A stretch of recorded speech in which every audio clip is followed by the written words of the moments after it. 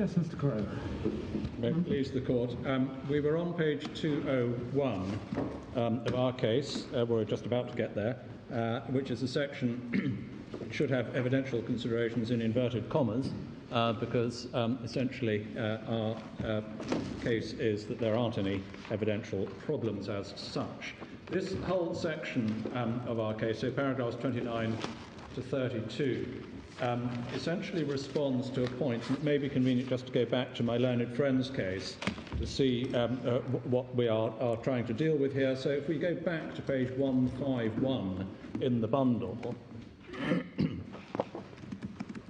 paragraph 33.6, which occupies that page, is back in Murad, and it refers to paragraphs 76 and then 82 of Lady Justice Arden's judgment there, where she refers back to the position in Regal. And then my learned friend says that the difficulty is about ascertaining matters in the sole knowledge of the person being charged. My learned friend says that Lady Arden then noted that that objection is outdated.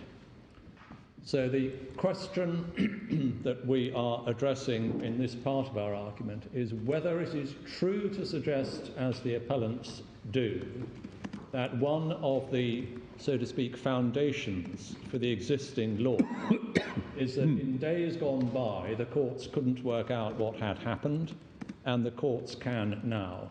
And that is, as that passage in my learned friend's case makes clear, that's off the back of Lady Justice Arden's judgment in Murad. So it may just be convenient to have that in front of us. So that's in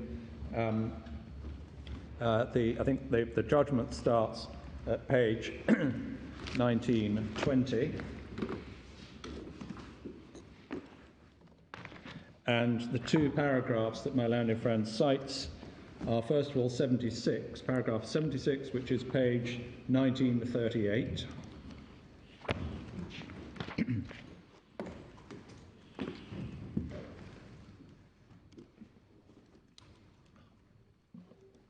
And you'll see that so at the very bottom of page 1938, paragraph 76, Lady Justice Arden says, for policy reasons, the courts declined to investigate hypothetical situations as to what would have happened if the fiduciary had performed his duty.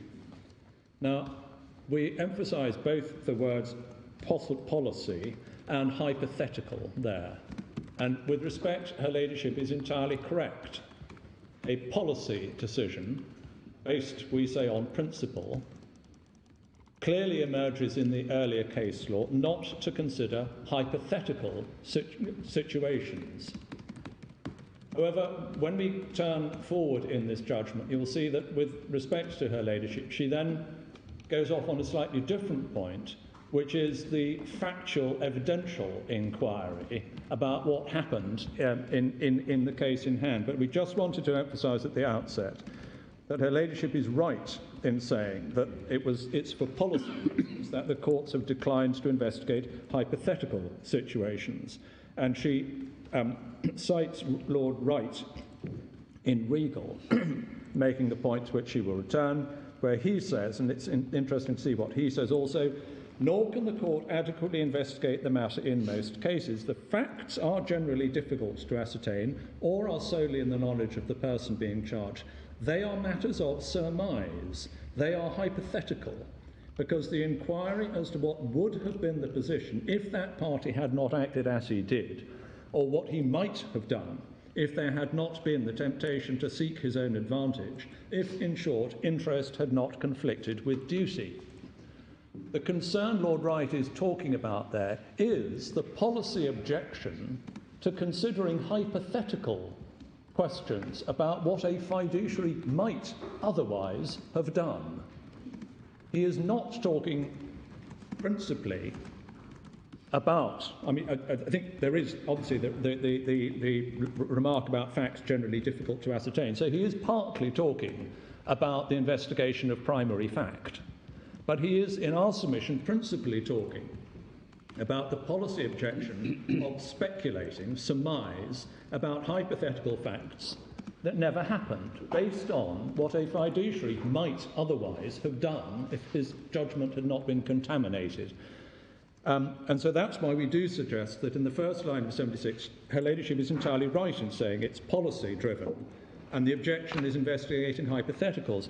But when we then get to paragraph 82, which is where Her Ladyship revisits that question, with respect, she loses sight of the issue that Lord Wright was addressing, because what she then says in 82, which is two pages on, page 1940, she says in paragraph 82, I've already set out Lord Wright's observations in the Regal case about the difficulties of investigating the conduct of a defaulting trustee, which is partly, but only very somewhat slightly, what Lord Wright is talking about. But it's on the back of that observation that she took the points to be a problem about investigating primary fact. She then says this, under the rule of equity applied in that case, cases can be found where a fiduciary or trustee acted in all good faith, believing that he was acting in the interest of his beneficiary, but yes has been made to account. Now, in a case like Regal, if the rule of equity under which the defendants were held liable to account for secret profits were not inflexible, the crucial issue of fact would be what the company would have done if the opportunity to subscribe to shares in its subsidiary had been offered to it. In the passage just cited, as I've said, Lord Wright makes the point that it's very difficult to investigate that issue. However, while that may have been so in the past, in the days of Lord Eldon and Lord King, that would not be the case today. The court has very extensive powers under the civil procedure rules, for instance, to require information to be given as to a party's case. So essentially what we say in relation to the appellant's argument, which is piggybacking on this passage in Lady Justice Arden's judgment, is that, first of all, it is addressing an incidental and not the main point in what Lord Wright was saying. Lord Wright was not saying it's very difficult to find out what happened. What Lord Wright was saying is, as a matter of policy, it is wrong because it is difficult to speculate about things that didn't happen. Well, he's saying in particular about what the fiduciary would have done if they hadn't acted improperly, and that actually Lady Justice Arden she's addressing the wrong hypothetical here. Exactly, yeah. Exactly so. And with respect to Lady Justice Arden, my learned friends have built a case on false foundations there. The second point. But in any event, she said that she doesn't think there's much in the point. There is that. And that ties in, we just go back to our case at paragraph 31. You'll see that we are trying to articulate what we say that Lord Wright's concern was, and we also do it if you look at footnote 93 on this point, that the point being that the difficulty and the policy objectionable thing is to try speculating. Footnote 93 cites ex parte James, as the trustee is bound by his duty to acquire all the knowledge possible to enable him to sell to the utmost advantage to the Setique Trust. The question what knowledge he has obtained and whether he has fairly given the benefit of that knowledge to the Setique Trust, no court can discuss with competent sufficiency or safety to the parties. So that, and it's another aspect of a sort of an impossible question to ask, as to whether the trustee did, in fact, have their judgment contaminated by the conflict of interest that arose. So the policy concern we would submit that the courts have been addressing in earlier case law is not a difficulty about investigating questions of primary fact about what happened. It's the policy objection to being invited to speculate about what might have happened. And in fairness, the appellants actually acknowledge as much, although they don't pursue then the significance of it. They acknowledge as much in their grounds of appeal. I don't ask you to go to it, but it's paragraph 21 of their grounds of appeal on page 34, where they say that what we get from Lady Justice Arden in Murad is that the courts now are far better equipped than they were at the time of Regal Hastings in terms of evidence and procedure to examine hypotheticals. And that, in our submission, is an unfounded proposition. It may well be true to say that the courts now have more sophisticated tools for extracting primary evidence in terms of disclosure, RFIs, and so on. But there is no basis for suggesting that the courts are now better placed to conduct hypothetical speculation than they were at the time of Regal or at the time of Keach and Sandford. Nor is there any logical basis for asserting that it is desirable that the courts should conduct a speculative exercise.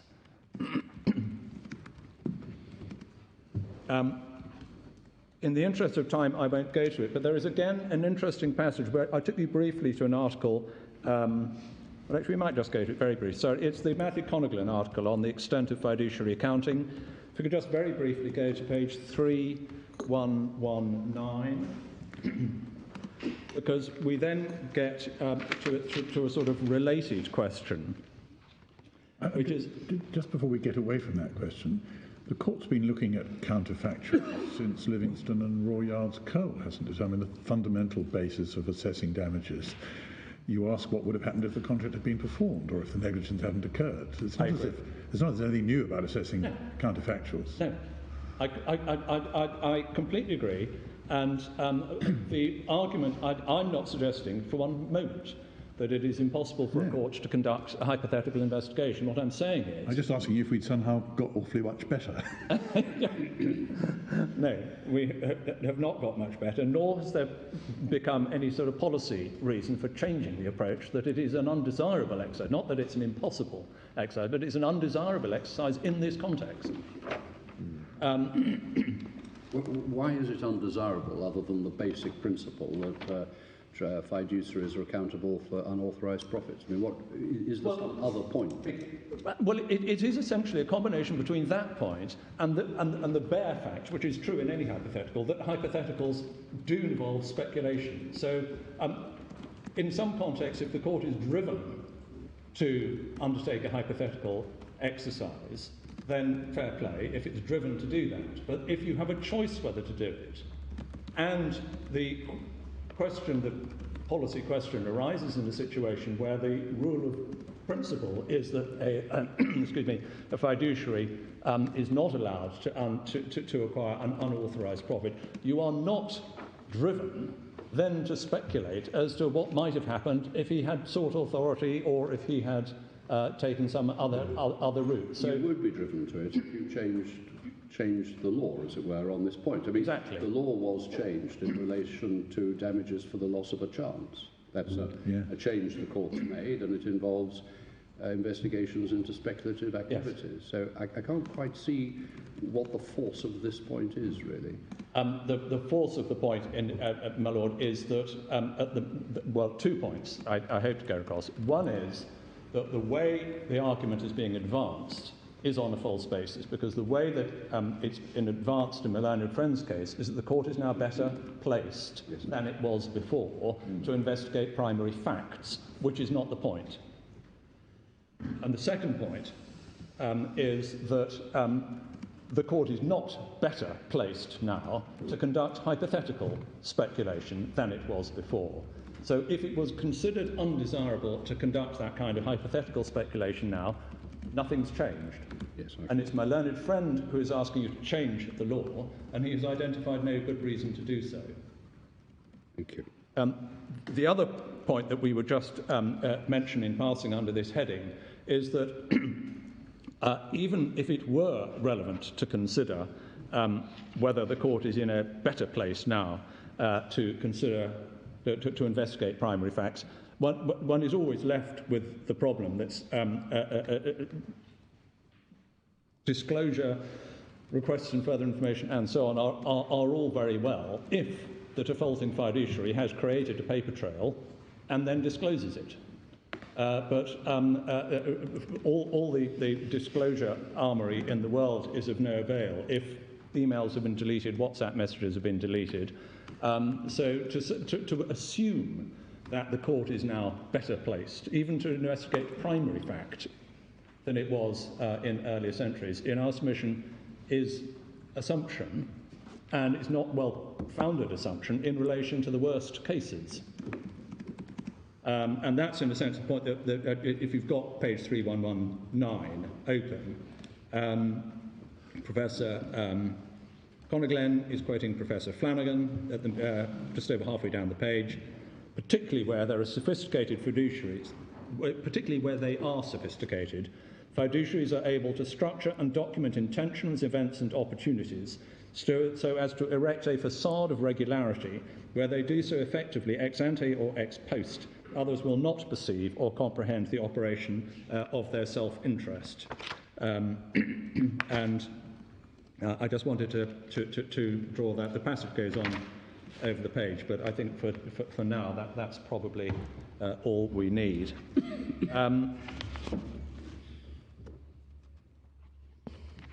So going back to our case at paragraph, I think that deals with the section that we have headed evidential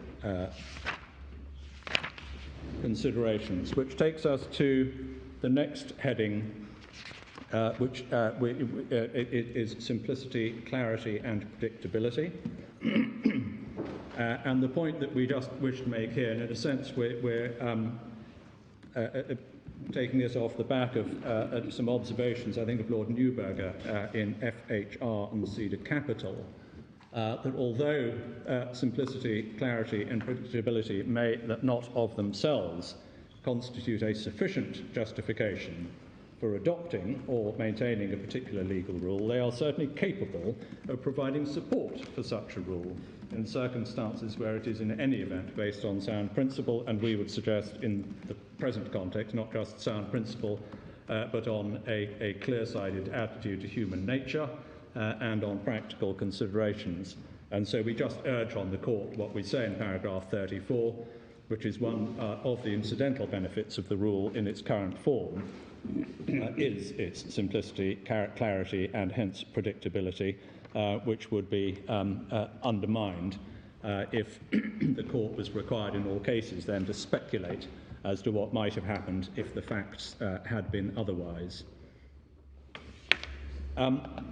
Which brings us to, over the page, equitable allowance.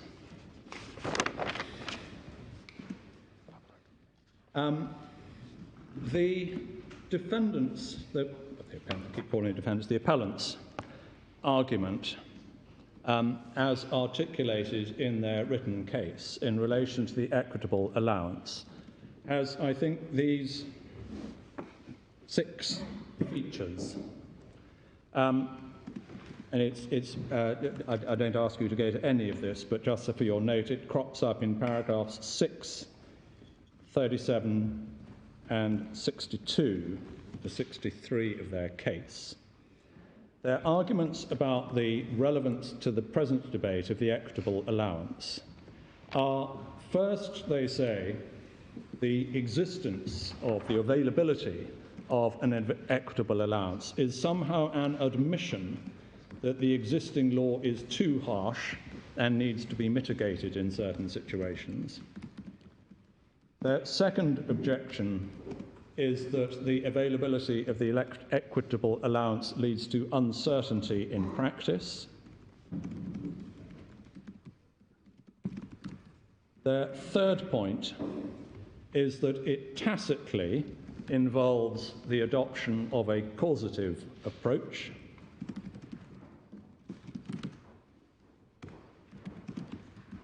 Their fourth point is that it is seldom enough, they say. Their fifth point is that, in their words, the major difficulty with it is said to be that different justifications have been articulated for granting an equitable allowance. And their sixth and final point is to assert that the equitable allowance has been subject to extensive academic criticism. I just want to deal rapidly with each of those because we dispute either the substance or the relevance of both.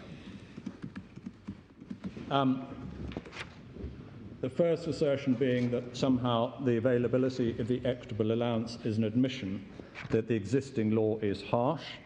Obviously, the premise of that is that the existing law is unduly harsh, which in our submission it is not, when you recognise it for what it is, as an asset stripping, a profit stripping rule designed in principle to prevent situations in which conflicts arise and fiduciaries depart from their role of affording undivided loyalty to the principal.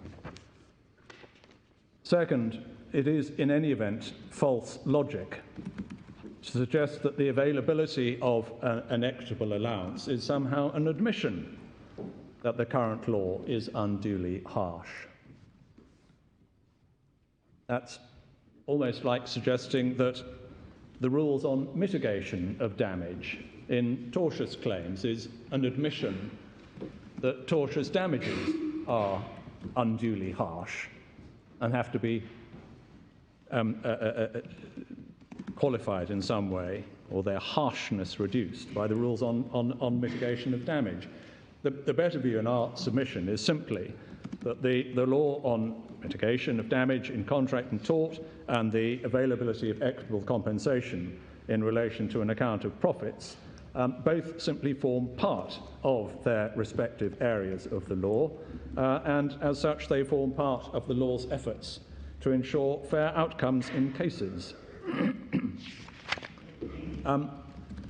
The third point is that the fact that the equitable allowance is discretionary should be regarded as a good thing.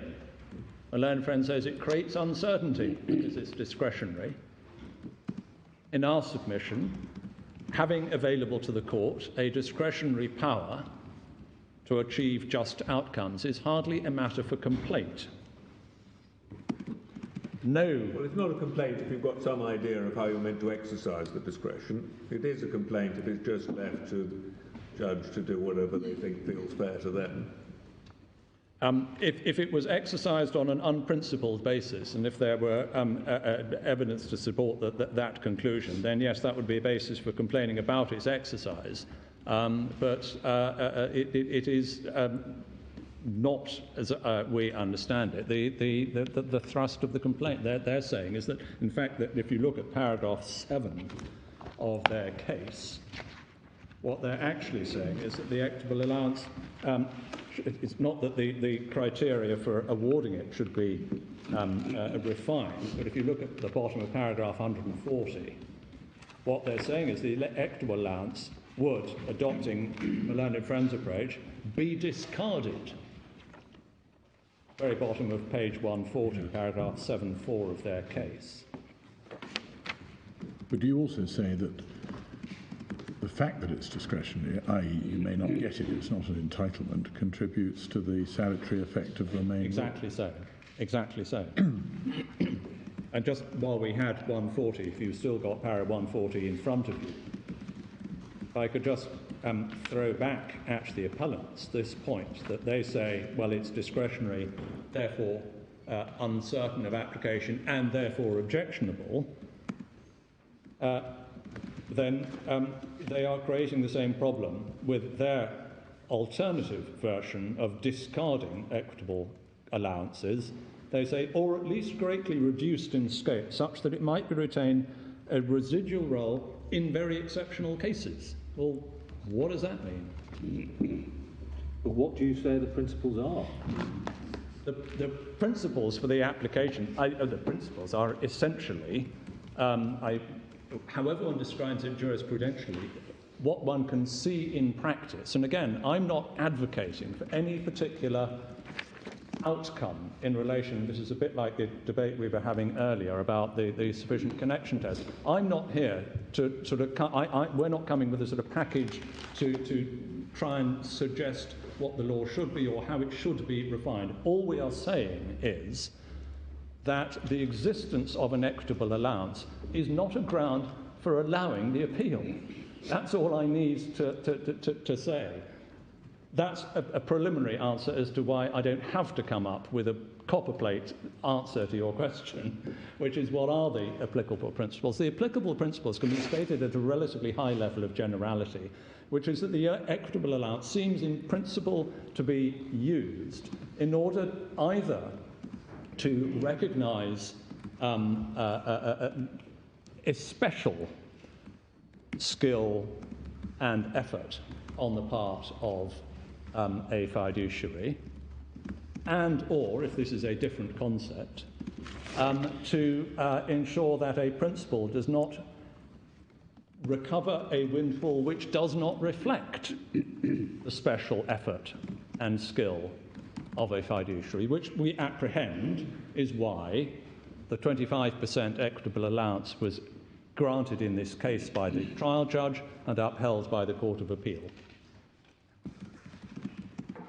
I suppose my question is that you've posited, well, the present law is all very certain and clear, and any move away from it is to some extent undermining what is a clear and simple rule. But so long as you've got an equitable allowance that is unclear, arguably, as to when it will and will not be given, it rather undermines your principal point about the main rule, doesn't it? Well, two points. One is a purely procedural point.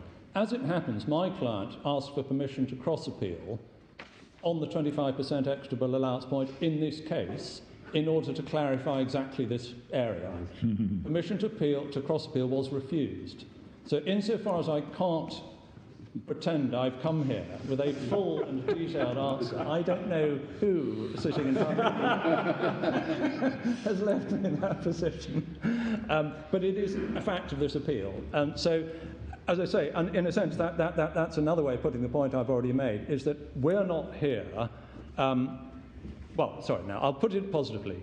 It is the appellant's case that the equitable allowance is so unclear that its availability is an argument in favour of allowing the appeal. And our answer to that is that simply can't be made good. I don't make that good by giving you an exhaustive definition of how the equitable allowance is applied.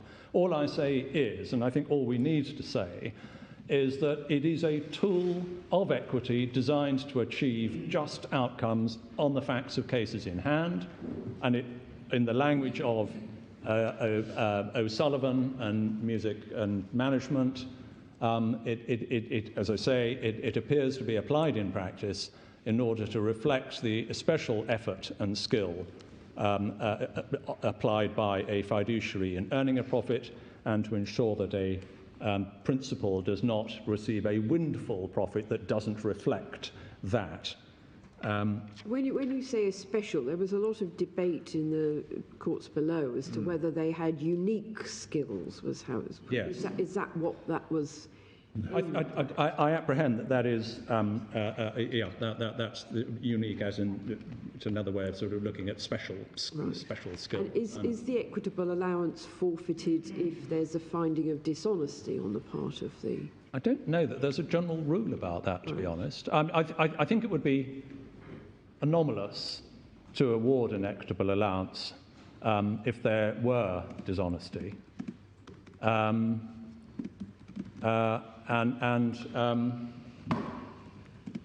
trying to remember exactly what Lord Gough said, I think, in Guinness on this point. Can I come back to it? Because I think I'll get to that. Insofar as we've got any sort of positive case, so to speak, on equitable allowance, we would just refer you to what we say in paragraphs 37 and 38 of our written case. I mean, I don't understand this point about windfall. I mean, the account of profits is automatically a windfall for the claimant because we're accepting that it's got no correlation to the loss. So in one sense, it's always a windfall. Yes. Well, it has no necessary correlation with loss. Yes, which is why I hope I chose my words carefully when I said that its function was to ensure that a claimant, the principal, doesn't derive a windfall which does not reflect the special skill and effort expended by the fiduciary. If its function was to make sure that there was only ever an account of profits, if a principal had suffered a loss, then it would defeat the entire purpose of the account of profits. Yep. So, yes, your Lordship is right. There is always going to be an element of gain, whereas not always, there's highly likely to be an element of gain in any account of profits because it is a remedy that is not dependent on establishing a loss. So I think, rather than saying there is always going to be a windfall, I think that the perhaps with respect the better way of putting it is to say that the question whether or not there has been a loss which is being made good is an irrelevance in the context of quantifying the account of profits. But you don't see it as part of arriving at what the profit is in the same way as the deduction of disbursements is. Sorry. I'm sorry, my lady, well, in deciding what the profit is, you deduct disbursements. Yes. Right, but yes.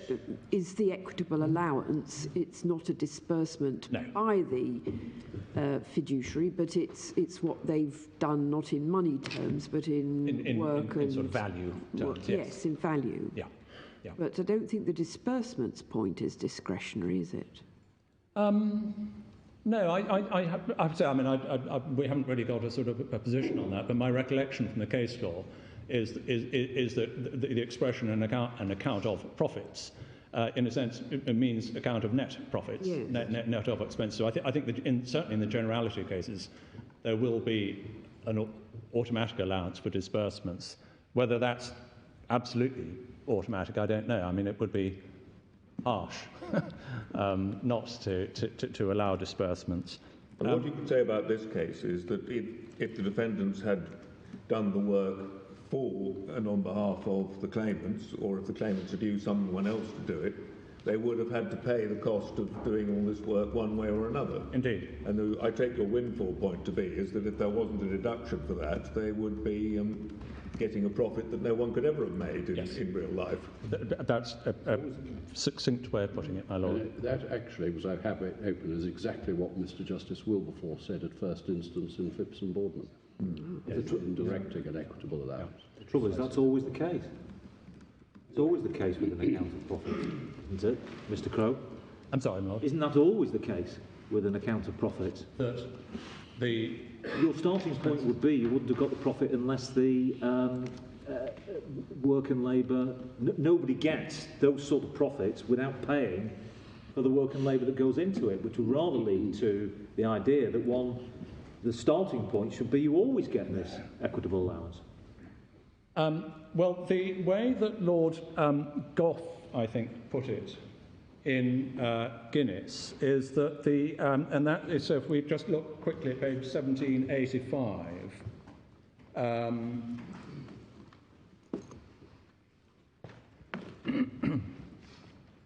I mean, he sort of said you don't want to give it in order to encourage.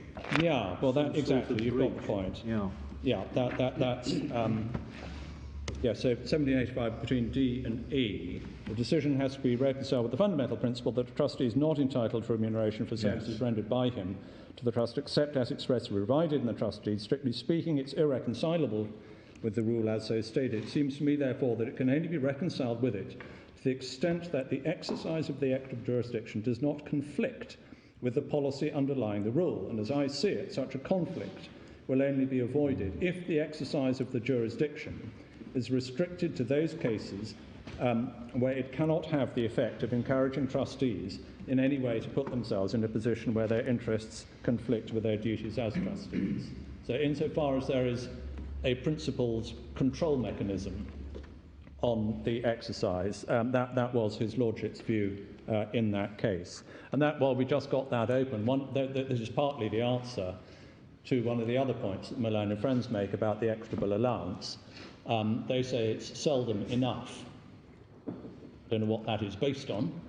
But if one looks at Lord Gough's principle there, he is saying it will be allowed if it does not have the effect of encouraging trustees to put themselves in a position where their interests conflict with their duties. If my learned friend's argument is that that's not enough, by definition his argument is that the equitable allowance should be granted in a way that does encourage fiduciaries to put themselves in a position in which their interests conflict with their duties. My Lord Briggs, I think, also deals with the equitable allowance in your article at page 3291, and in the interest of time I won't go to it, but it's, again, if I may say so without being obsequious and illuminating analysis. I thought what I said was that it does what it says on the tin. Yeah. Exactly. And why not? Why ever not?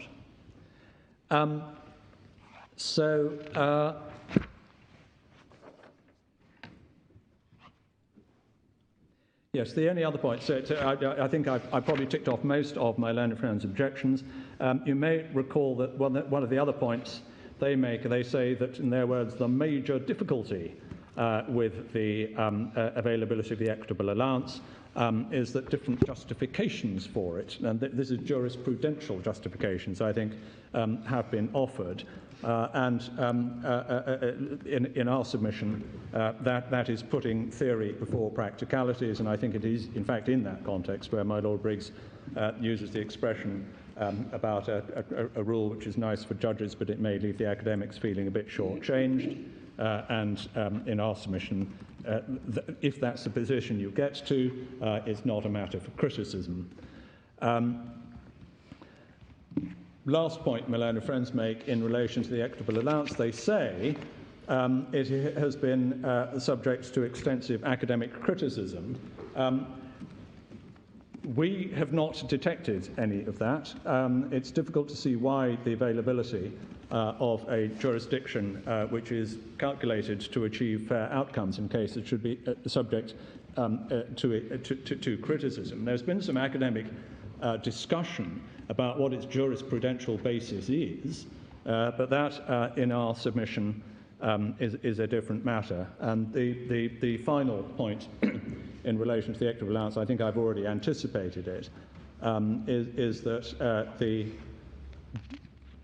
argument, in a sense this is the first and the last point on this whole theme, we're only talking in this appeal about the equitable allowance because my learned friend is asking you to reform the law by putting in place a new test, and part of his justification for doing that, he says, is that the current law is so unclear that it's unworkable. In our submission, there's no empirical basis and no principled basis for suggesting that the law is unworkable. It may be open-textured, but in our submission, it's entirely fit for purpose, and there is no basis, by reference to the existence of the allowance, to suggest that the law is so unfit for purpose that it needs to be changed. So going back to our case, at page 204, we've covered paragraphs 36 to 39. At paragraph 40, we simply observe that the fiduciary's liability for unauthorised profits is an equitable remedy, and for that reason it can be met with the usual equitable defences, such as laches and acquiescence,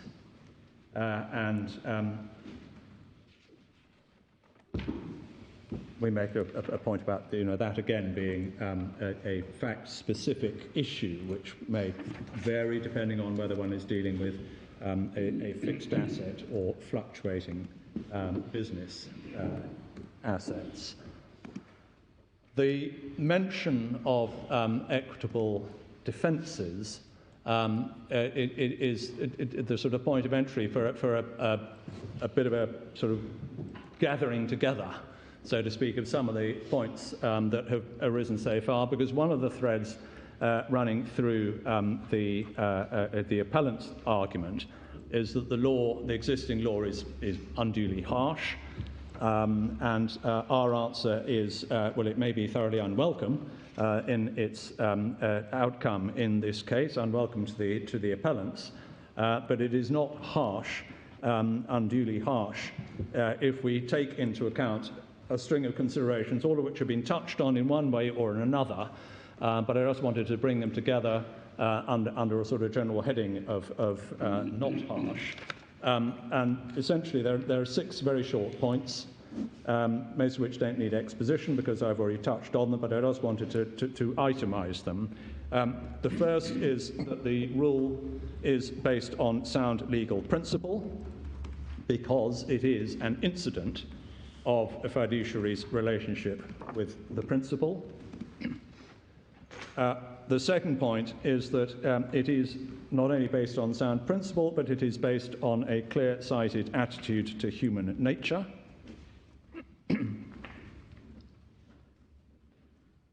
The third is that it is based on sound practical considerations, bearing in mind the difficulties of either speculating as to what somebody might have done in a different world and or investigating facts peculiarly within the knowledge of the fiduciary.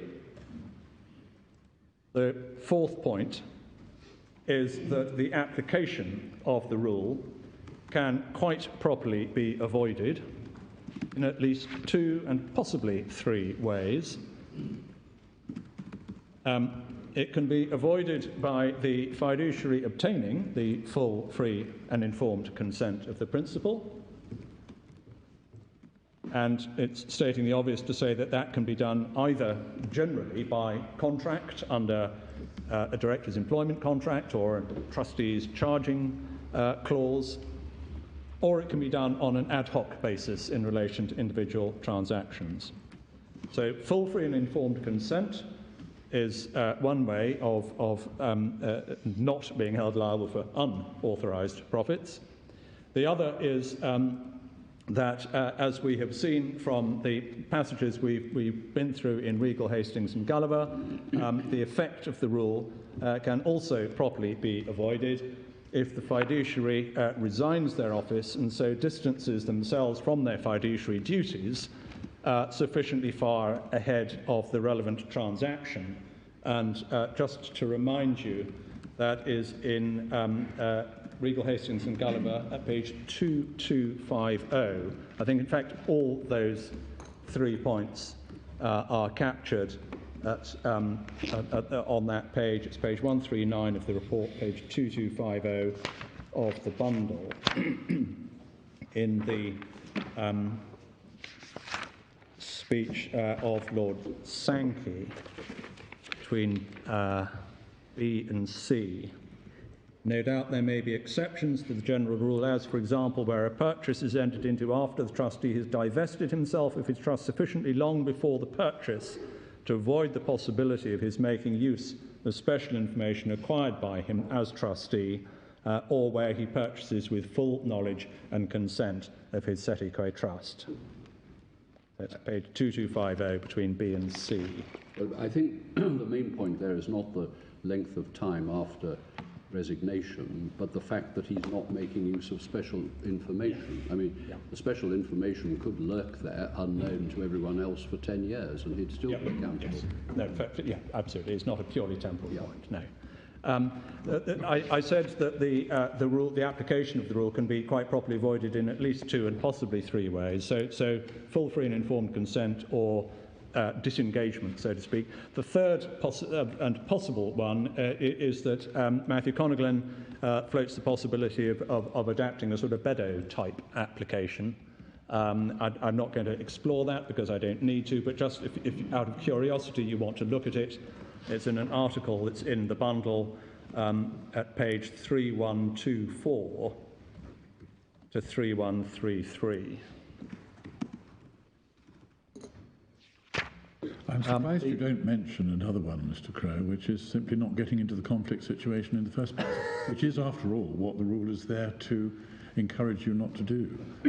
That is either the first or the last point. Oh, right, I may have jumped the gun. No, their points are always better when they come from the bench. But is that, I mean, you referred just shortly before the short adjournment to the Companies Act allowing relief for honest officers and fiduciaries.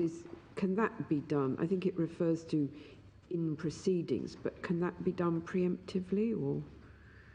Yes. I can't see why not. I have it on good authority of having heard Lord Richard saying yes. I think it is expressly provided, but I can't quite remember. I can't remember. One can look. So the provision is section 1157 of the 2006 Companies Act. And the test there, that was going to be my penultimate point, but we're there already. So the outcome in any case can be mitigated either under Section 61 of the Trustee Act or Section 1157 of the Companies Act. And in principle, I can't see, I mean, I have no authority for it. In principle, I can't see why a director or a trustee couldn't bring sort of, preemptive declaratory proceedings rather than waiting to be sued. So that's another mechanism. And the other points we've already covered.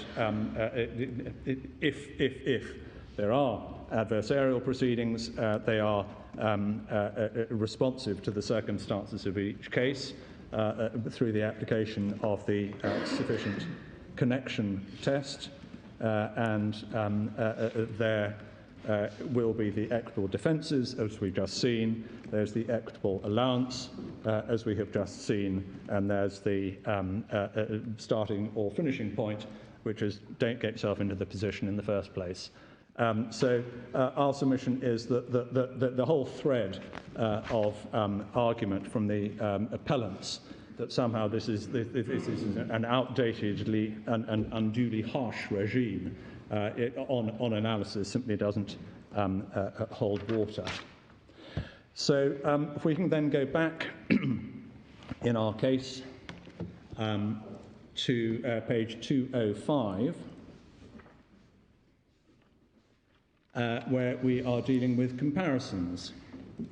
And this is essentially responsive to paragraph, the first section here, dealing with the relationship between equitable remedies and contractual damages. This is responsive to ground 4 in the grounds of appeal. If we could just look briefly at the grounds of appeal, page 29.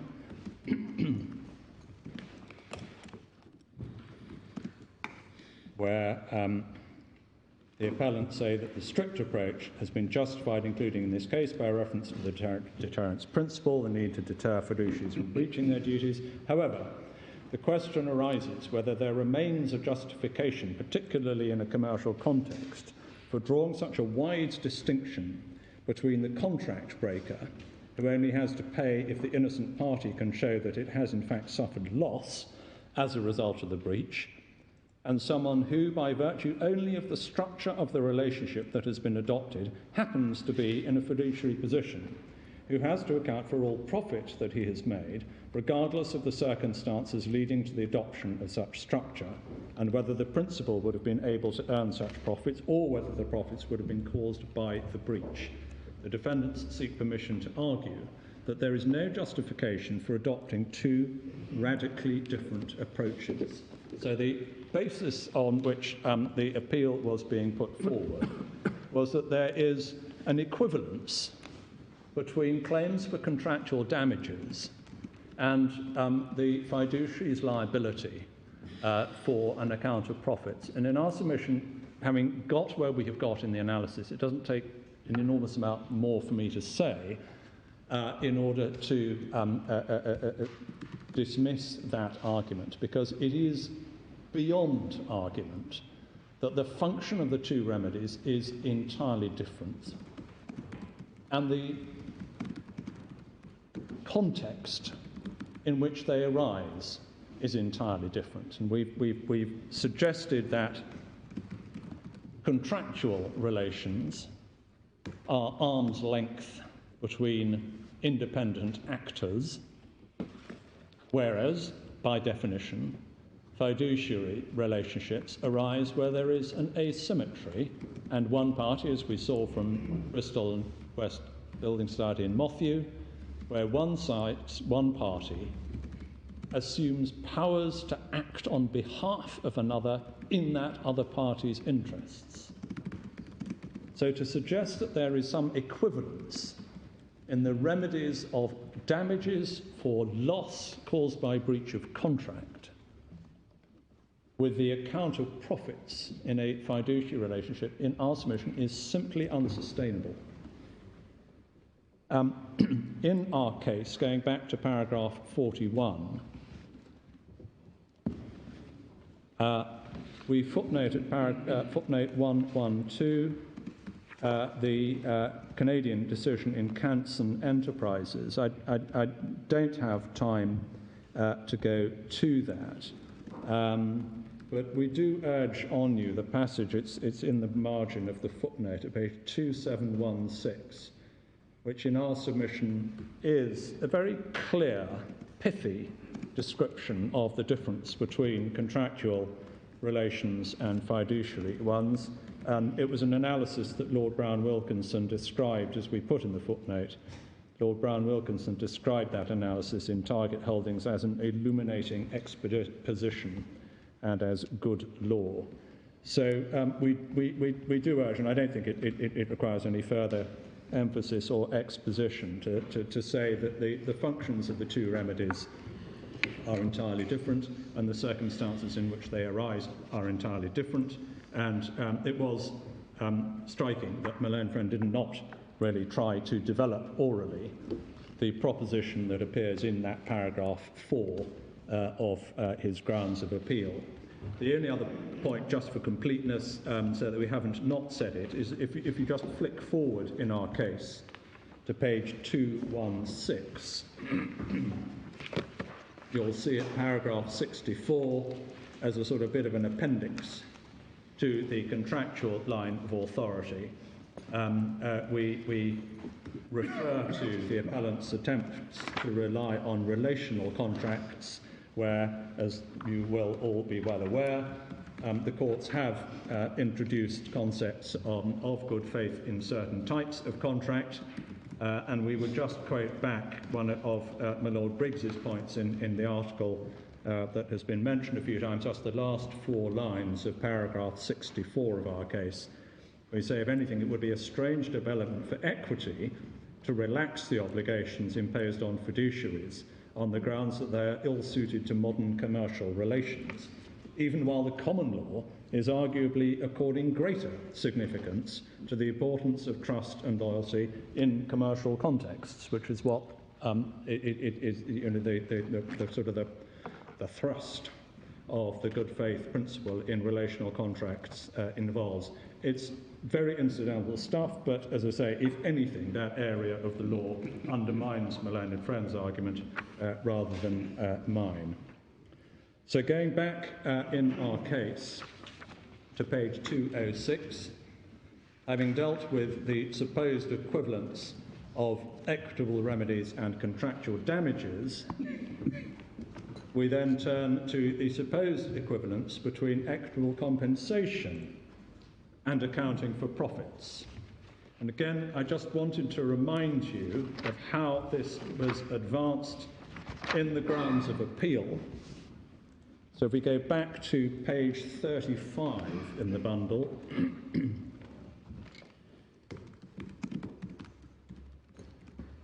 at paragraph 25, Malone and Friend says a but-for test is also applied and hypotheticals are considered in the context of equitable compensation. There is no reason why the position should be different in the case of an account of profits. They are, after all, two sides of the same coin in the context of equitable remedies, as with contractual damages, reflecting respectively the claimant's expectation interest and his reliance interest. In our submission, that line of argument is unsustainable. Equitable compensation is compensatory and it responds to losses caused.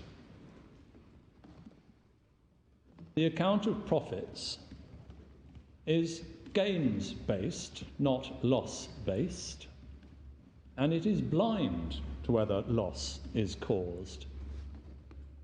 So to suggest, even if it were true, that equitable compensation has adopted a but-for test across the board, even if that were entirely true, it would be an irrelevance in relation to the question whether it should be adopted in relation to an account of profits. I think the suggestion is that it's asymmetrical. If you would expect a similar sort of principle to apply to identifying gains, to be the converse of identifying losses. So why isn't that the case? That the process of how you set about identifying what are the profits from the trust is, in a sense, a sort of sui generis exercise. What we are urging on the court is, first of all, an exposition of what the law currently is, and secondly, a critique of the grounds upon which the appellants say it should be changed. The answer to your Lordship's question is, in one sense, if the courts were starting with a blank sheet of paper, a but-for test could hypothetically be introduced, or it could be posited. But that isn't the question for this court. The question in this court is that, given where the law currently is and has been for a couple of centuries, are there good reasons to overturn existing authority? And the lines of attack have been, first of all, my learned friend says that to look at profits from the trust relationship, the fiduciary relationship, involves a causal inquiry. And in fact, just, if I could have a moment.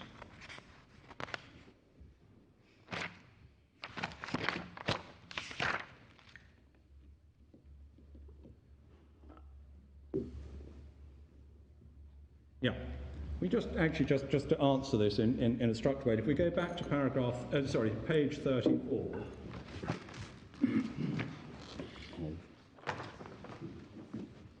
The way that the case was put in the grounds of appeal at paragraph 20 is this: it is inherent in a test of causation that one must consider what would have happened but for the breach.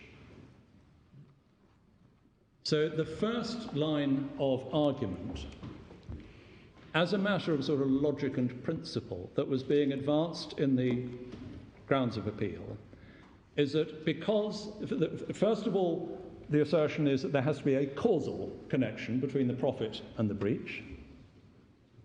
And the second proposition here is that if there is to be a causal proposition, one must consider what would have happened but for the breach. Now, we question the premise as to whether a causal connection is really the right approach in this context, but we absolutely, categorically deny, and indeed my learned friend has not even sought to sustain the second proposition, that if there is to be a causal test, one must consider what would have happened but for the breach. He is there suggesting that as a matter of logic principle, the only causation test that's out there is but for.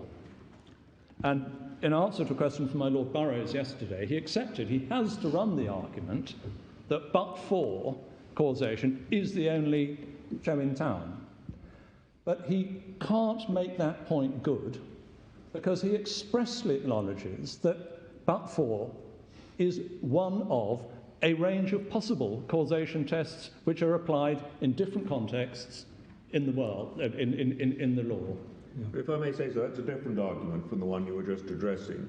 Yes, it is. Which is an argument, maybe rather simplistic. The line of it is, well, in the field of equitable compensation, equity has rather gone down the common law route of applying more but-for tests and so on. So wouldn't it be in keeping with that if we did the same on the profit side of that right. question? Well, that is why I read to you that bit in Mothew, where Lord Justice Millett was saying that if what equity is doing with equitable compensation is similar to what the common law is doing in compensating for loss. So in that context, one can see... Well, I think he goes on to say, and it would be very inconvenient if it was actually if it was two different tests, because then it would all turn on whether the duty is a fiduciary duty or just a contractual duty, and then you don't want to get into that hole. Absolutely.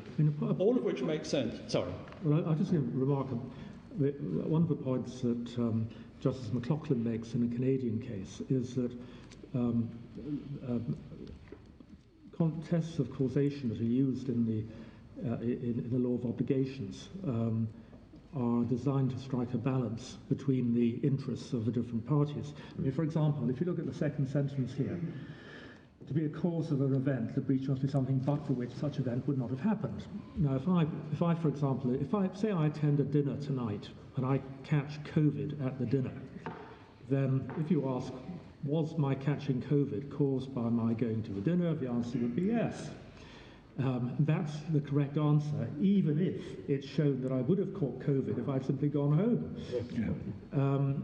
But, on the other hand, if the question is, should the organiser of a dinner have to compensate me for my loss of earnings consequent on catching COVID, then the answer might well be no, applying a but-for test so as not to effectively overcompensate the victims of behaviour and be unduly harsh on people who undertake risky activities. Yes. Well, respect, absolutely, and that's why I thought that passage in Canson is so instructive, because it talks precisely about the different, in a sense, the sort of philosophical purposes of damages under common law, which are seeking, as you say, to strike a balance in a context where allowing commercial enterprise and commercial competition is a consideration. Being, we say polar opposite, it may be a bit rhetorical, a bit unnecessarily rhetorical, but we do say that is very clearly distinct from the fiduciary obligations of undivided loyalty. But it's also possibly mistaken, isn't it, to equate loss with profit, as if one is simply the palimpsest of the other. The way the law identifies whether someone has suffered a loss is indeed to ask, is he worse off than if the negligence hadn't happened or the contract had been performed without breach? But a profit is generally seen, when one's thinking about account of profits, as being better off as the result of carrying out a certain activity rather than not carrying out that activity. Yes. But that's quite different from a but-for test proposed, which is carrying out the same activity but without a breach of trust. Yeah, absolutely.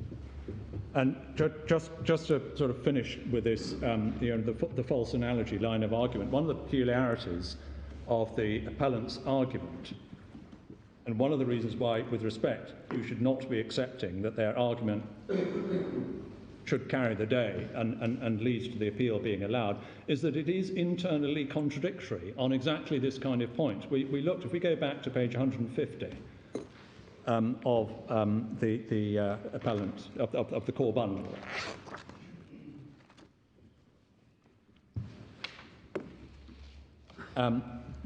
You'll recall I read this to you for a different purpose when, having quoted a passage from Regal, Hastings and Gulliver, which says that you don't look at the question whether the beneficiary, the principal, would have been able to obtain the benefit. And in paragraph 33.3, you'll recall that what they say is, however, saying that it's not relevant to consider whether the principal could have made the profit for himself is not the same thing as saying that one cannot consider whether the fiduciary would have made them but for the breach. The former is justified because the inquiry is concerned with disgorgement of profit made by the defendant, not compensation for loss suffered by the principal. So in acknowledging the current correct state of the law in relation to the sort of Keach-Sanford type point, the appellants avowedly recognise that there is a principles distinction between, on the one hand, compensation for loss, and on the other, disgorgement of profit. But they then, with respect, seem to forget that when they get to paragraph 54 of their case. At page 164, where they say, if the court decides to adopt a test of causation in relation to accounts of profit for breach of fiduciary duties, the defendants suggest that the test of causation and the manner of its application should be uniform, as between that context, dishonest assistance and equitable compensation, as there is no reason, if one is starting from first principles and unconstrained by authority, for equity to treat those three situations or any of them as differently, or any of them differently. And so, in our submission, bearing in mind that the appellant's purpose is to persuade you to depart from very long established high authority, for them to be doing so on the basis of an argument which is internally inconsistent, in our submission should not inspire you with confidence to allow the appeal. Can we just come back to that? Sorry. But I think one gets the same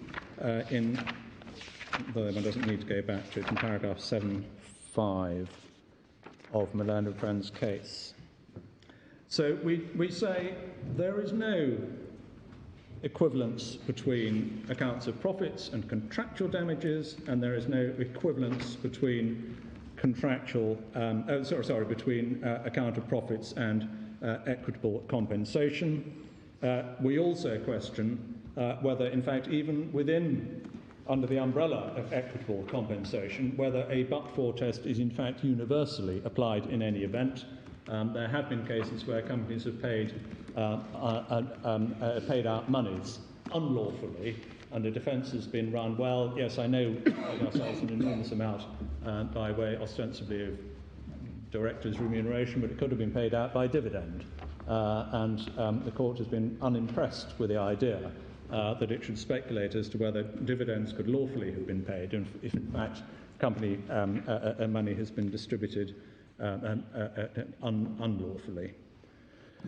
So, and the final point, just in relation to this comparative section, is over on page 207, paragraph 48, where we say that it's entirely coherent to have a different test applied in relation to an account ordered against an equitable wrongdoer, such as a dishonest assistant, from the principles that are applied to defaulting fiduciaries.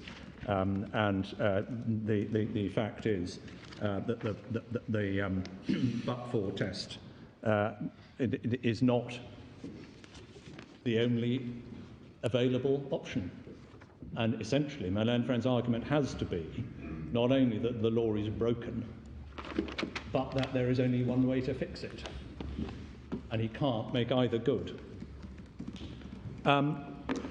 So that rather feeds into the next point, which is essentially that, having identified, now I've largely anticipated, I think, almost all of this,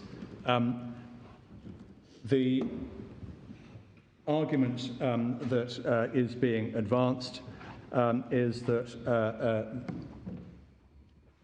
the but-for test must be adopted because it is the right solution. Looping back to a point we made right at the very beginning, we do suggest that the enormity of the task that the appellants have set themselves is not only just overturning centuries of authority, but persuading you that the right answer is simply to pick a causal test from a range of possible causal tests, which is, in a sense, a sort of a legislative choice. There are policy options out there. It can't be said that there is a right legal solution, which is demonstrably the only way forward, particularly in circumstances where and again, I don't ask you to do it now, but if you just go through paragraph 7 of my learned friend's case, you will see all the consequential amendments to the law that they say flow from the adoption of their preferred way forward. And I don't want to spend an unnecessary amount of time on them, but among those various issues are, first of all, they address the question of the burden of proof. That's again, we don't need to look to it, but just to give you the reference, it's paragraph 7.2 of their case. Insofar, in relation to the burden of proof, what they're proposing is that there should be a variable burden of proof, depending on either or possibly both of two questions. One is whether the claim is under the no profit or the no conflict heading, and the other is whether there has been an honest or a dishonest breach. We have just very few, very short answers to this line of argument from the appellants. The first is simply to observe that by proposing this new world of a variable burden of proof, the appellants are, in a sense, illustrating the scale and the complexity of the law reform that they are proposing. The second point is simply the obvious observation that any fluctuating burden of proof would create uncertainty where none currently exists. The third point is that insofar as there is a suggestion that there should be a different burden of proof depending on whether it's the no profit or the no conflict heading, that, in our submission, is predicated on a false basis because it assumes that there are distinct and mutually exclusive no profit and no conflict rules, which is a point we've already covered. And the fourth and final point is the idea that there should be a variable burden of proof depending on whether there is an honest or a dishonest breach of trust would be extremely difficult to apply in practice because one generally only knows whether one has established dishonesty after you've read the judgment. So one may plead, if the material is there, dishonesty, but the parties, if there's a variable burden of proof depending on whether there is dishonesty, the parties only know where the burden of proof is after the trial. It would be an odd way of proceeding. It would also, the introduction of a variable burden of proof depending on honest or dishonest breach would also obviously require the court to identify, well, what does it actually mean by dishonest in this context? Does it mean simply a fiduciary who knows he's acting in breach of a fiduciary duty? Or does it mean the Ivy type dishonesty, where somebody does something which a reasonable person would regard as dishonest, whether that person regards it as dishonest or not? So, again, these are questions that could be answered, but the fact that they are raised by the appellant's proposals, again, just demonstrates the scale of the law reform that they are proposing. And the final point, which actually, to do them credit, the appellants actually recognise in their own case, is that if there was a variable burden of proof depending on whether honesty was or wasn't present, it would mean that in all cases the court would have to decide questions of honesty in order to work out where the burden of proof lies, although practitioners are all well aware that one often does not plead dishonesty if you don't have to, because it simply raises a threshold that you may not need to cross. But if there was a fluctuating burden of proof depending on whether there was or wasn't dishonesty, then the court would, on the face of it, needs to work out whether or not there was dishonesty in order to know who had the burden of proof.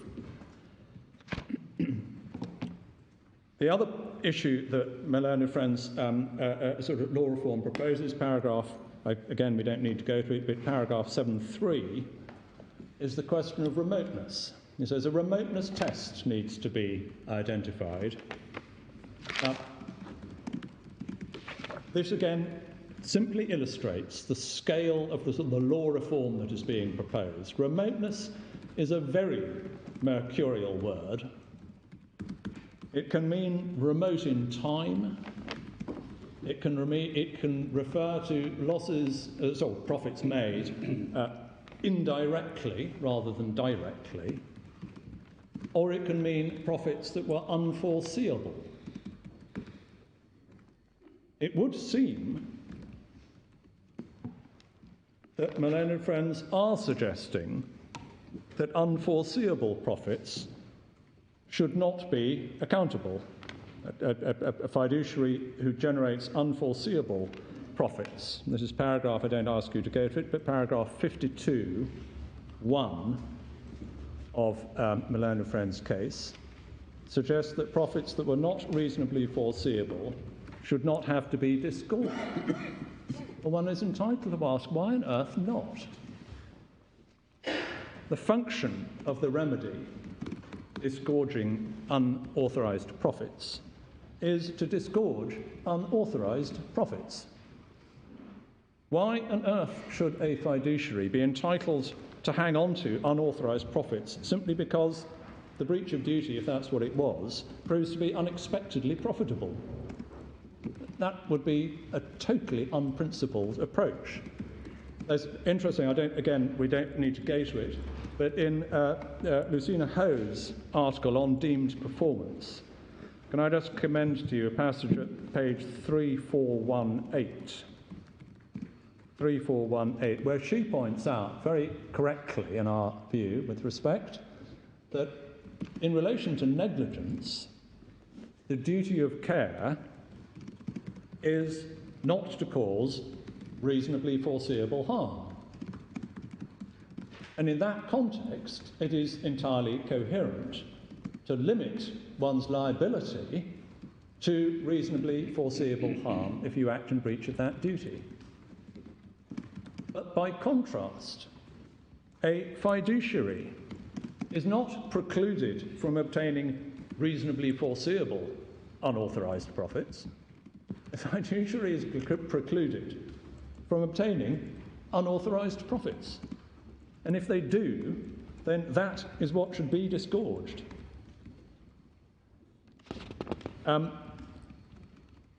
The other point, and I just want to mention it now because I do want to spend a few minutes on the application of the law to this case. The other point just to mention is that it would appear from paragraph 52(2) of my learned friend's case that they are saying that the concept of remoteness should be applied in such a way that a fiduciary is not required to disgorge profits which are derived exclusively from their own work.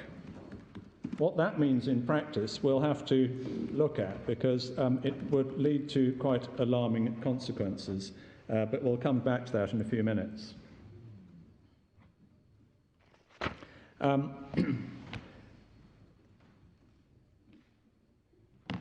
So I think we just pick up one line of argument. Yeah, just to run us, so I don't have to come back to it. If we just hop forward, so we've dealt with burden of proof, we've dealt with remoteness. Just wanted to draw your attention to page 222, because I think this is the convenient place to start wrapping things up. Page 222 of the core bundle, we make the point that Malone and friends have run the argument that there is judicial anxiety about the harshness of the rule. We have not detected any such. The only observations appear to be those, for example, of Lady Justice Arden in Murad, who suggested that in a case where a fiduciary has acted in good faith in what they believe to be the interests of the principal, it may be worth looking at the rule again. But that is absolutely not this case, nor is it the argument that is being run. The argument that is being run is of general application in all cases that the but-for test should be introduced. Yes, Lady Justice Arden there, I think, is referring back to anxieties about the Boardman and Phipps case, in particular circumstances of that case, where both the beneficiary and the fiduciary benefited to some extent. Yeah. Whereas this is a case, as we'll see when we just look at a few paragraphs in the judgments below, of disloyalty and indeed recognition of disloyalty. But do you say that that even in the Boardman and Phipps case, it may seem harsh, but it's justified for the various reasons that you've... Absolutely. Yeah. That is absolutely You're right. not asking us to leave it open as to what would happen in a repeat of Boardman and Phipps. I don't, in a sense, I mean, without me, I hope it doesn't sound impertinent if I say I don't need to answer that question, in the sense that the issue in the appeal is whether a but-for test should be introduced across the board. It is a logical part of our argument to say that Boardman and Phipps was entirely correctly decided, and this court should, with respect, say nothing to detract from that. So paragraph 49 of our case really just pulls things together, and I don't need to spend a significant amount of time on it, because it really just itemises the various... Sorry, it's back at page 207 of our case. We really don't need to spend a great deal of time on this. What we say is essentially that the law as it stands is clear and it's coherent. It has stood for a long time. The arguments that have been advanced inviting you to depart from it have been partly based on the assertion that the sufficient connection test recognises there must be a causal connection, and the assertion, which in our submission is unfounded and has not been pursued, that if there is a causal connection, it must be the but-for test. That is simply not a viable argument, because there are different causal type analyses available. The other line of argument that has been advanced in order to persuade you to change the law is that the existing law is unduly harsh, which we say it isn't. The other line of argument that has been run is that various elements in the existing law are so unclear that the matter needs to be revisited, and we've ticked off the equitable allowance in that regard. The only other 2 points that I haven't dealt with yet, and I can deal with extremely briefly, are the 2 points dealt with by Professor Virgo in relation to overseas decisions and academic commentary. So far as overseas case law is concerned, we can make our case really very briefly by saying this, that if it were the case that English law had gone in one direction and there was a universal, unanimous view across cognate Commonwealth, common law jurisdictions going in different directions such that English law was the outlier, then that might well be a relevant consideration to take into account. But having gone through the Commonwealth cases, we can do no better than, in a sense, to quote back Professor Virgo's closing 3 remarks, which uttering his review of the common law cases, and the three remarks were: certain Commonwealth cases recognise a test for causation. Secondly, some rely on but for. Thirdly, others identify remoteness as a control mechanism. That, if that's a fair summary of where Commonwealth case law is, it doesn't help you at all. Do you accept that there are any Commonwealth cases that do support but for, if by that we mean investigating what the fiduciary would have done if they hadn't acted in breach of duty? Well, we touched earlier on the Singapore case, UBJ, and I accept the words on the page say but for, but on analysis that's not what they were doing. None of the other cases, and my learned friend Professor Virgo was entirely candid about this, none of the other cases, the Foresters, Warman and Dwyer, Strother and Cowley and Yip, none of them espouse but for. They can be looked at, and we've dealt with these at some length in our case, so I don't need to do it on my feet. But some of them can be looked at as an application of a temporal cut-off by reference to a sufficient connection type test, by saying after a couple of years the sufficient connection has eroded. And the academic commentary, similarly, you are faced, as I think this court was in the FHR case, with a lot of academic commentary. It's hugely interesting and impressive in its analysis, but it doesn't give you a single voice. So you do ultimately have to do what my Lord Neuberger suggested in the FHR case, which is to take from it what you will, but ultimately make your own minds up on the key question, which is simply whether what has been offered from the appellant comes anywhere near satisfying you that the right thing to do is to overturn long authority in this area.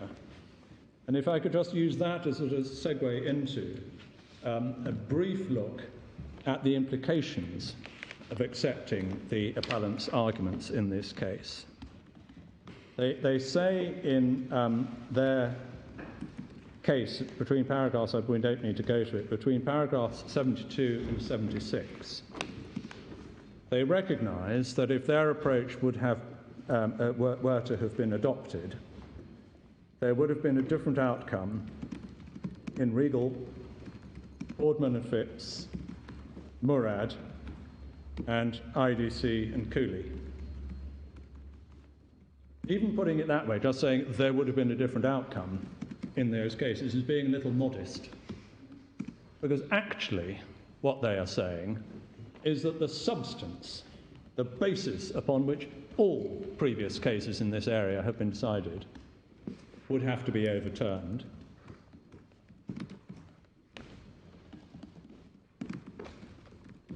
I mean, is that right about Regal Hastings? I'm sorry? I wonder if that's right about Regal Hastings. So there's no basis in Regal Hastings for coming to the conclusion that the shareholders of the company in question would have approved the directors taking up their shares. No. I mean, on the basis of what we know about Regal Hastings, I think the result would have been the same even if the I see what you mean. Yes, had been adopted. Yeah, no, fair point. Yes, and that could well be the case with Phipps and Boardman as well. Yeah. I mean, the point more principally is not sort of guessing what the different outcomes might have been, but acknowledging that the substance of the law is something that my learned friends are seeking to change. And I did just want to spend a few minutes on paragraph 76 of their case, because they there look at IDC and Cooley. Sorry, it's page 172 of the core bundle. So this was another departing director case. Another case concerning failure to disclose and obtain informed consent. The claimant company would not have entered into a contract with the gas board because the gas board would not have been willing to contract with the claimant. However, had the defendant sought permission of the claimant to exploit the opportunity, it appears that the claimant would have said no. And if the gas board had been aware of the contractual obligations, it would not have made the offer to the defendant. So the defendant, having revealed the opportunity to the claimant, a step which is not necessary by contrast in the present case, where the existence and nature of the opportunity were known to all concerned, the defendant in IDC and Cooley could then legitimately have resigned and exploited the opportunity for himself. This would not have involved a breach of fiduciary duty. All of the profits would therefore have been earned even but for the breach of duty. So that case would have been decided the same in terms of liability, but differently in terms of remedy. So it's just helpful when assessing whether to accept the appellant's argument in this case to see actually what the consequences in other cases would be. They appear to be saying there that IDC and Cooley would have been decided differently in terms of remedy because the director could legitimately have resigned. So the application of their test involves not just speculating about what would have happened, but speculating about what could have happened, which in our submission enters such a hypothetical world as to generate really an impossible test. It's a bit like the rule in contract, or sometimes said to be the rule, that if the defendant breaks his contract, then you should calculate the damages, assuming that the defendant would have acted in the way most advantageous for himself. Yes. Right. It does feed on. I just wanted, in the last 10 minutes, I just wanted to turn to page 117 of Malone & Friends' case, because there they then engage with how the application of the test would operate in relation to the circumstances of this case. Sorry, which page the one? Paragraph page 182, paragraph 117. Yeah. And the very first line of paragraph 117 underlines how uncertain and speculative the application of their test would be, even in relation to the case in hand, because they say one of three things would have happened. What they actually mean is one of three things could have happened. The parties could have gone their separate ways, with the defendants handing in their notice. If so, the family would have asked the defendants to continue to carry out the recovery services, and the defendants would agree to do so on the terms on which they in fact did. The court can be confident that that is what would have happened because the defendants were willing to enter into terms that were agreeable to the family, whereas the claimants had not been in particular. And then they list out the various sort of supporting points that they say lead to that. And then at the very bottom of that page, B, Roman 5, had there been a post-resignation competition between the claimants and the defendants would have won. And over the page, the consequence of that hypothesis is that on that analysis, none of the profits earned by the defendants were caused by the breach.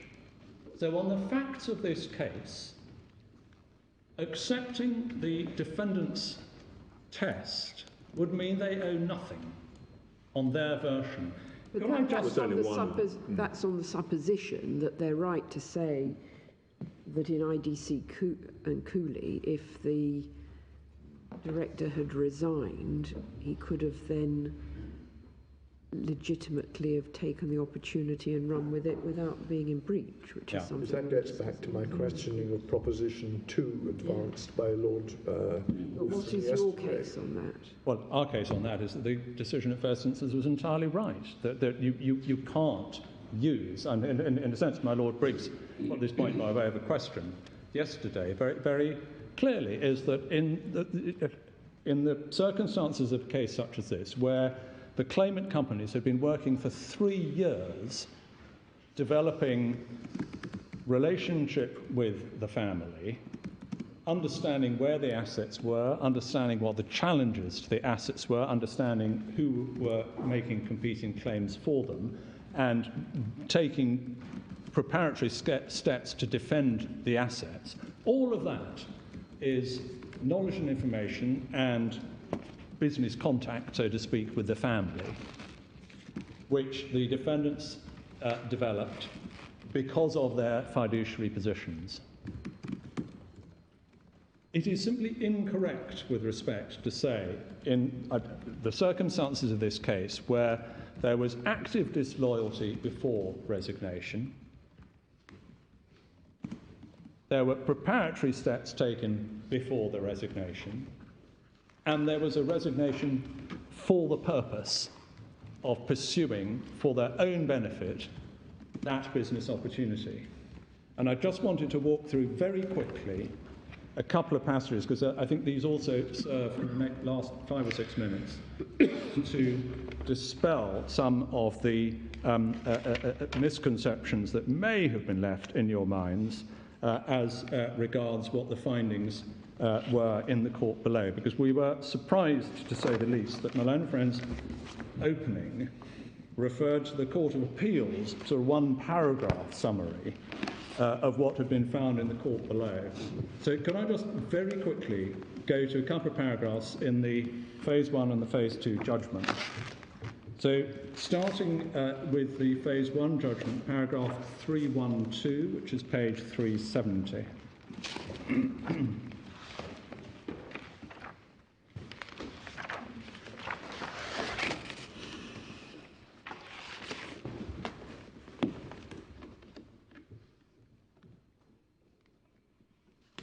This deals with the existence of the fiduciary relationship, so I don't have time to read all of them out, but could I just quickly turn the pages? So 312, paragraph 335 at page 375.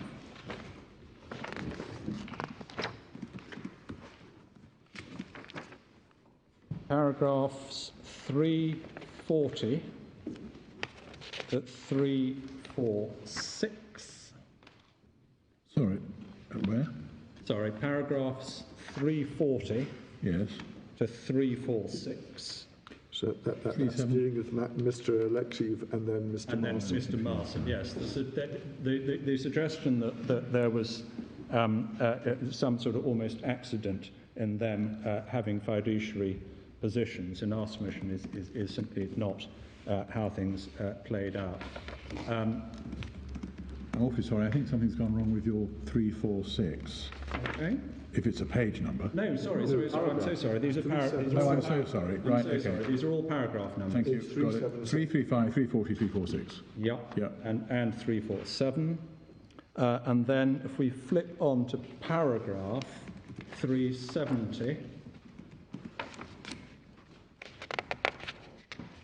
I'll just 370 little 1. The business opportunity was originally SCPI's and remained SCPI's.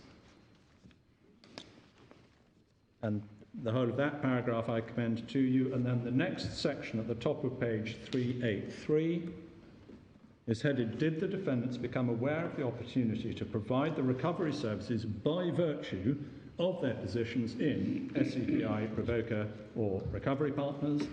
Once the prior points are concluded, as I have concluded them, the answer is, as regards Mr. Rukhadze and SCPI, plainly yes. 372, similarly, Mr. Alexiev only gained the opportunity to be involved in the recovery services via his initial recruitment by and employment by SCPI. 373, Mr. Marson, too, obviously, only gained the opportunity to be involved via his own recruitment to be employed by Revoker. And if we then go on to page 388, bottom of the page, resignation with a view, an ulterior purpose. 403 through, and I'm not going to read all this, but could I commend to you 403 to 411, 411, if the question as a matter of law is simply one of whether there was a resignation with intent to compete in relation to a specific opportunity, there plainly was. And then on to page 395.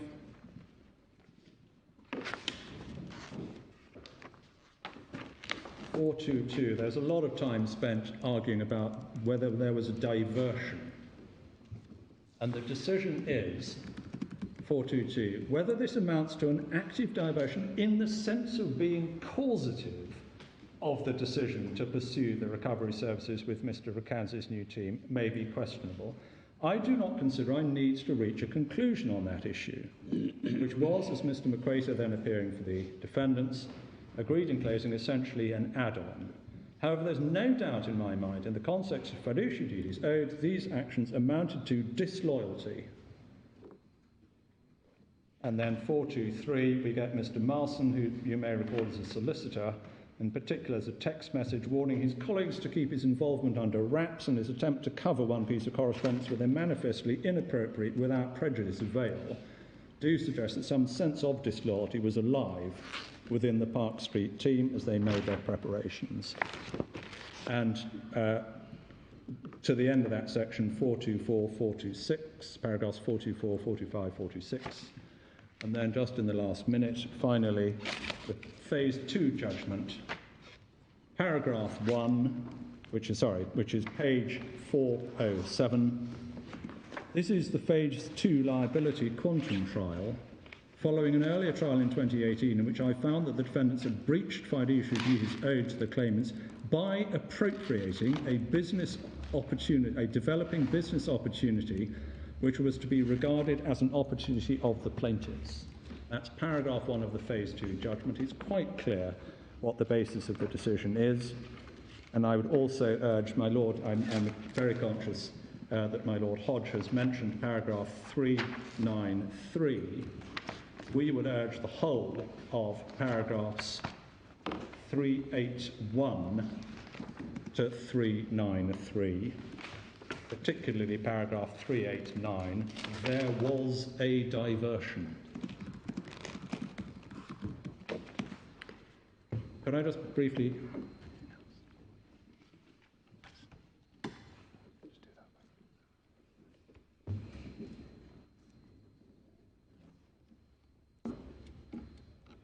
Oh, yes. I'm reminded, sorry, that there is an express, my Lord Richards was absolutely right, there is an express statutory provision under section 1157, subsection 2 of the Companies Act, providing that a director may apply to the court for relief. So he doesn't have to wait to be sued. Unless can I refer to one other paragraph, 402 on page 479? Yes.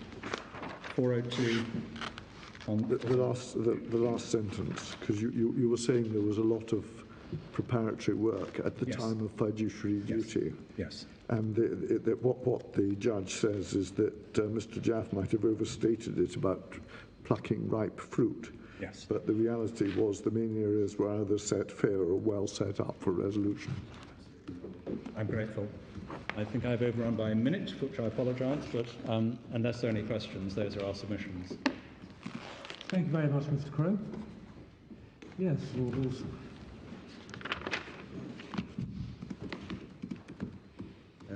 My Lords, my lady, I'm going to be short for two reasons. The first and most important one is that I don't have a lot of time in any event. The second reason is that the battleground is now fairly well trodden. The points on both sides have been set out in some detail and well canvassed.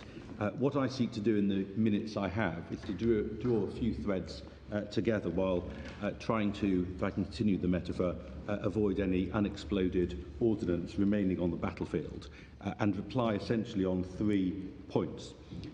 I will also try and leave a minute or two for learned friend Mr. Pringle to pick up 1 or 2 points which may arise from the judgment passages we just looked at.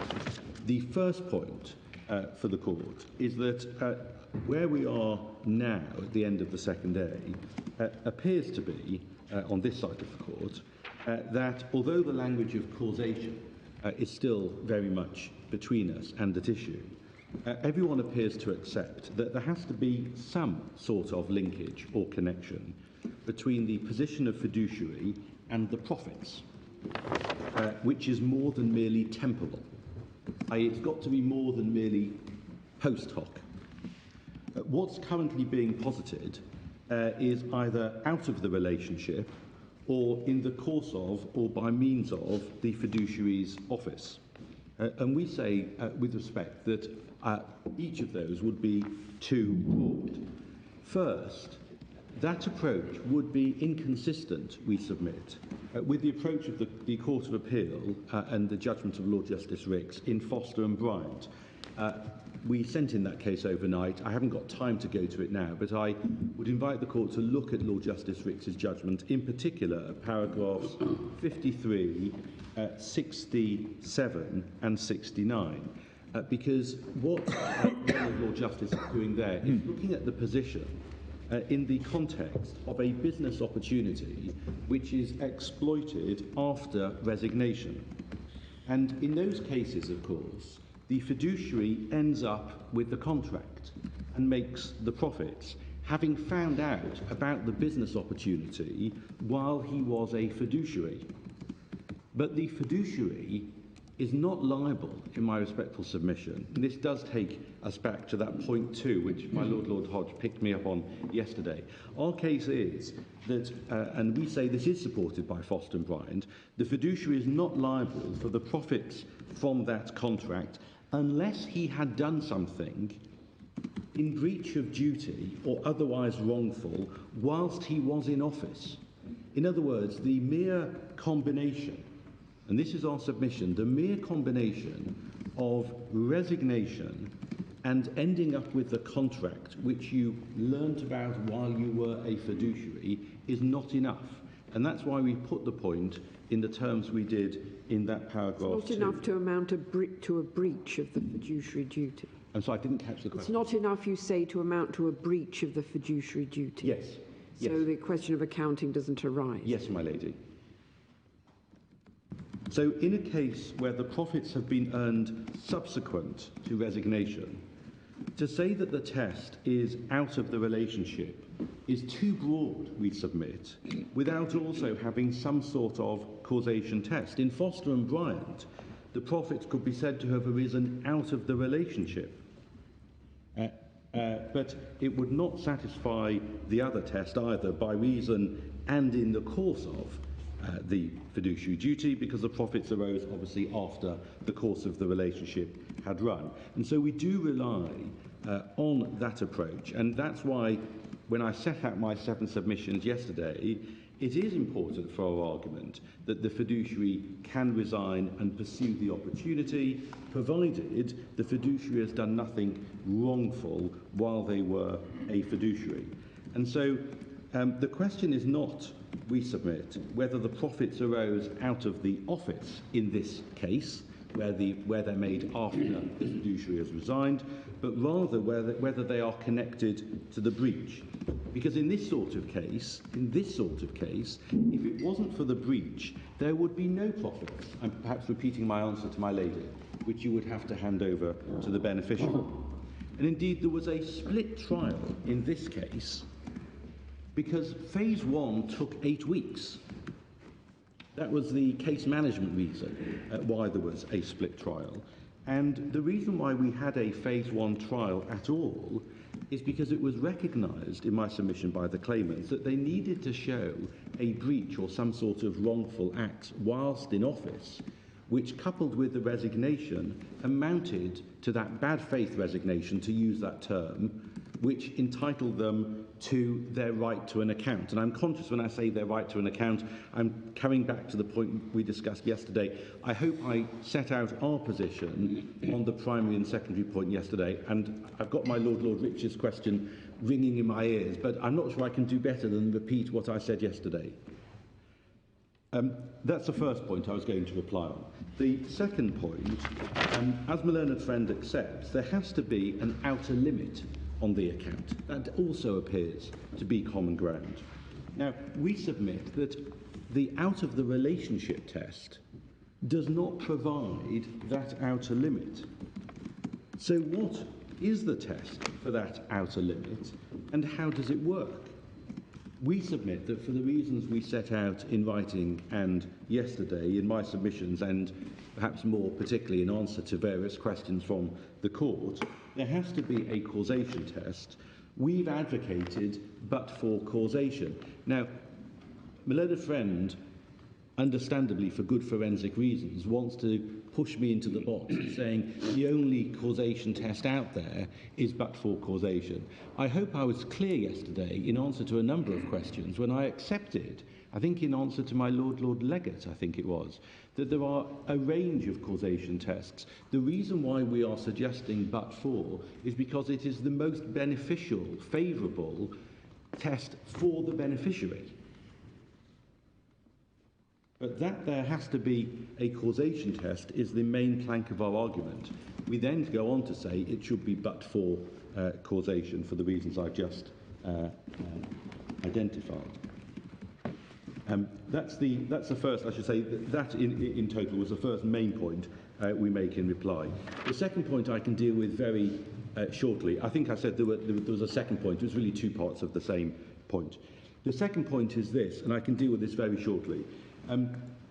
My Lord Richards asked a question about whether UVJ would have been differently decided if they had become directors as a result of being trustees. I just want to be very clear as to what the nature of our reliance is on UVJ and why we cite it. We cite it for the reasons which my learned friend candidly accepted towards the end of his submissions. It is a case where the Singapore Court of Appeal advocates and relies on, and we say enforces and applies, a but-for causation test. It's not so much, therefore, the factual disposition of the case that we rely on, but it is a case where the point at issue in this appeal has been considered, we submit, head-on by a Commonwealth court or common law court, and importantly, they do it in full knowledge and in full view of the relevant authorities. Regal is cited, Murad is cited. I mean, this isn't by way of oversight. And indeed, they say in terms, as I showed you yesterday, that those authorities, I say, are not binding on it. So we will approach it from the position of first principles. And that's why we rely on UVJ. The third point, I want to leave a minute for, at least for Mr. Pringle.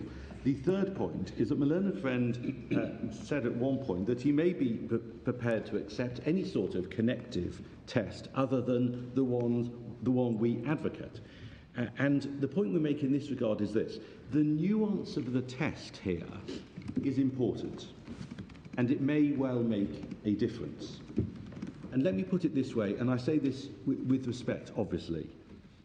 If the court was to clarify the test, even if the court was to use the same language as been used in previous cases, but explain what that test means and what it doesn't mean, and how it perhaps should be applied and not applied, I put some flesh on, we say, what are the rather thin bones of the current test.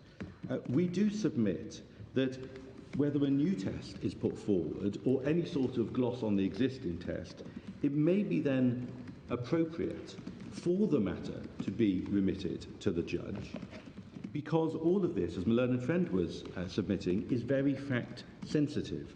And what the learned judge did in this case was to apply the sufficient connection test. Indeed, that's why, sitting on this side of the court, we thought my learned friend was so keen to keep using the word sufficient connection rather than go to the broader and different formulations found in some of the earlier cases, because sufficient connection is what the learned judge did in this case. So if the court was to say, well, actually, although sufficient connection has been used, a better way of expressing it is, I'm just going to pick out of the relationship, we do submit with respect that may well, in the interest of justice, require a remission to apply that either new test or elaboration or illumination of the existing test to the particular facts of this case. One final point before I sit down. One point arose with regard to learned friend submissions on equitable allowance as to whether the equitable allowance might still be claimed by a fiduciary who had acted badly, dishonestly, inappropriately. That point, just for my lords and my ladies' note, was canvassed by the Court of Appeal in this case, just to remind the Court. You'll see the approach of the Court of Appeal between paragraphs 118 and at the summary is at 122. And at 123, they end up by saying that the equitable allowance is, and I'm quoting, an evaluative judgment akin to the exercise of a discretion. And that's why, in paragraph 123, they dismissed our appeal for a greater equitable allowance and dismissed my learned friend, I should say Mr Weisselberg's appeal for a lower equitable allowance. But the question as to whether you can still get an equitable allowance if you've acted badly is dealt with in those sections of the Court of Appeal judgment, which my lords and my lady may find helpful as a point was raised. I think I've left my learned friend about a minute and a half. Unless I can assist further before I sit down. Yes. I'm being reminded that we were to be provided with a written copy of the propositions that we were given. That came through. I think we sent that through last night. I don't know if you received it. It hasn't come to our full We did send it through. Yes. Nor has Foster and Brown. No, yes, Foster hasn't reached us yet either, but no doubt it will. It was in the same email, Lord, as well as the Ross River decision, I think, about fiduciary duties in joint ventures. Yes, Mr. Pringle. Lords, I just wanted to pick up one. The final point, really, that my learned friend made in relation to the Phase 2 judgment. If I could ask you to turn to page 476 in the bundle. This is where the judge revisited in Phase 2 her findings on the nature of the breach in Phase 1. Yeah. You'll see right at the top of the page there, that is paragraph 386, which starts on the previous page. And she says this: the simple point is this: I did not find that the breach of fiduciary duty was the diversion of the business opportunity. I found breach of duty in the wrongful resignation. And she says in the same paragraph, and I made this point yesterday, I believe, that in Phase 1 there had been no necessary live issue that the business was diverted, because she had been able to reach a decision on the binary question, as it were, whether there had been a breach by another route, i.e. the bad faith resignation. At 389, which my learned friend just took you to, she was responding to the submission that had been made by Mr Cogley KC, who was then sitting in Lord Wolfson's shoes, as it were, for the defendants, to the effect that the business opportunity that Mr Jaffe had been pursuing by the time of the breach was a different, lesser one than the defendants had ended up getting, because, as had been analysed in the trial, by then he was pursuing really a lump sum exit fee from the opportunity rather than the exit fee itself, because the parties were negotiating the terms on which the defendants would pursue it and he would exit. The judge dismissed that argument, saying that at Phase 1 there had been no issue that the defendants ended up ultimately performing the services which the business opportunity comprised. Sorry, which paragraph are you on? Sorry, I'm at 389, 476. Page? At the next stage it starts. 476. Page 476, sorry. Yes, sorry, thank you. 388, is it? The argument now pursued there was no business opportunity. Exactly, yes. I'm grateful, my Lord. She dismissed that argument and said there'd been no issue that the defendants ended up ultimately performing the services which the business opportunity comprised, i.e. there had been no suggestion in Phase 1 that the business opportunity which the defendants ended up performing was different from the one which SCPI had been pursuing. And it was in that context that she said at paragraph 389, in that sense, emphasis added, there was a diversion. Now, she wasn't there contradicting her statement a few paragraphs before that she'd made no finding that the breach was a diversion, i.e. she wasn't saying that there had been a wrongful diversion in breach of duty. She was simply saying that the same business opportunity that had started off with SCPI had ended up with the defendants. And that's what she meant by in that sense, i.e. not in the sense of the diversion being a breach. And so it is inaccurate in my submission simply to say, as my learned friend does, that that finding there was a diversion, omitting the words in that sense, is her somehow revisiting her earlier comments that she was making, no finding of diversion. Indeed, she says at paragraph 386 exactly the opposite. Well, she doesn't say that. She says, I didn't find, top of page 476, I did not find that the breach of fiduciary duty was the diversion of the business opportunity.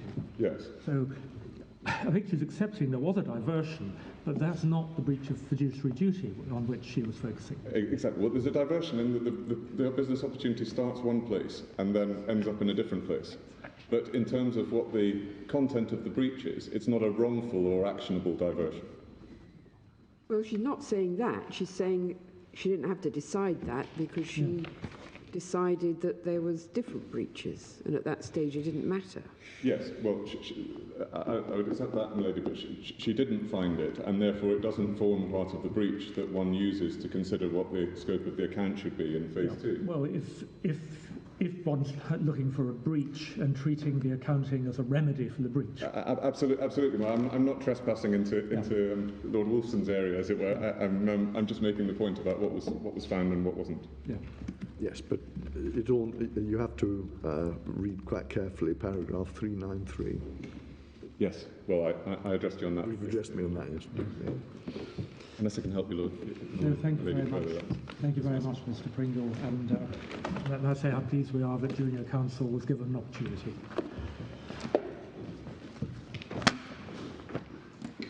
Well, we're grateful to all counsel for the excellent submissions we've received on both sides of the argument. We'll now take time to consider the arguments and let you have our judgment in due course.